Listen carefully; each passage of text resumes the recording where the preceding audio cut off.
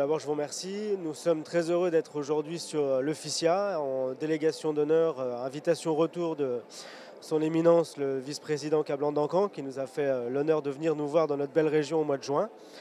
Nous sommes très heureux aujourd'hui de venir présenter notre entreprise, ER Ingénierie, qui a 31 ans d'existence et qui est spécialisée dans l'étude, la réalisation, la mise en service de machines spéciales et d'équipements industriels.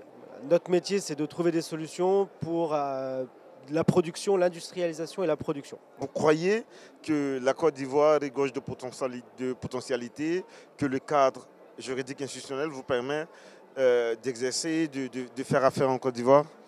Alors aujourd'hui, d'après ce qu'on a pu constater sur ces premiers jours de visite, très sincèrement, la Côte d'Ivoire nous paraît être un marché très prometteur.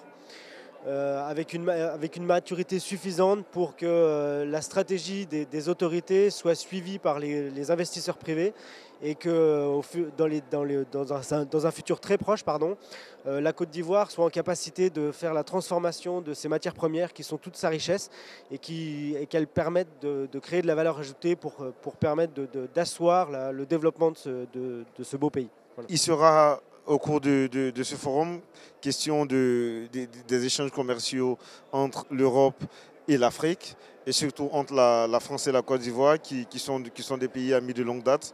Est-ce que vous croyez que des efforts doivent être faits entre hommes d'affaires de ces deux pays, par exemple, pour essayer de rehausser le niveau de l'industrialisation dans un pays comme la Côte d'Ivoire qui est encore en retard Alors aujourd'hui, très sincèrement, je pense que les autorités ivoiriennes et françaises, la démonstration en est faite par cette manifestation, ont une vraie volonté de travailler ensemble, de renforcer l'amitié historique qu'il y a entre nos deux pays et également entre nos régions.